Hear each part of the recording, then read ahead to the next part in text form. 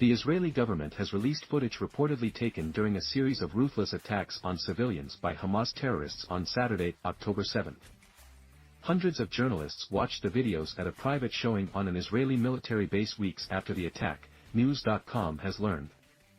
The videos were released by the Israel Defense Forces in response to what officials called growing doubts about the extent of the atrocities committed by the terrorist organization.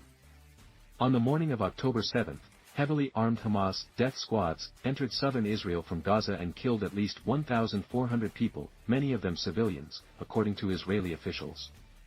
The government compiled footage from Hamas body cameras, smartphones, dash cameras, security cameras, emergency calls, and social media capturing the series of attacks. Shorter videos were released to the public that show the horrific moments terrorists opened fire on 2 Israeli civilians in a car. The disturbing videos show Hamas gunmen armed with AK-47 assault rifles firing several times at the moving vehicle, from both the vantage point of a Hamas body camera and from the vehicle's dash camera. Journalists who saw the full 45 minutes of raw unedited footage said it showed Israeli civilians being shot, stabbed, and tortured by members of the terrorist organization. Carrie Keller-Lynn, a political correspondent for the Times of Israel who was at the screening, said one video showed an Israeli boy sobbing next to his father's lifeless body after the family was hit by a grenade while trying to escape the assailants.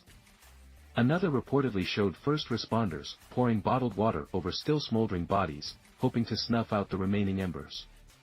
Israeli government spokesperson Eylon Levy announced on X that the videos would be released, in response to what he called a Holocaust denial-like phenomenon where people were casting doubt on the magnitude of the atrocities that Hamas committed.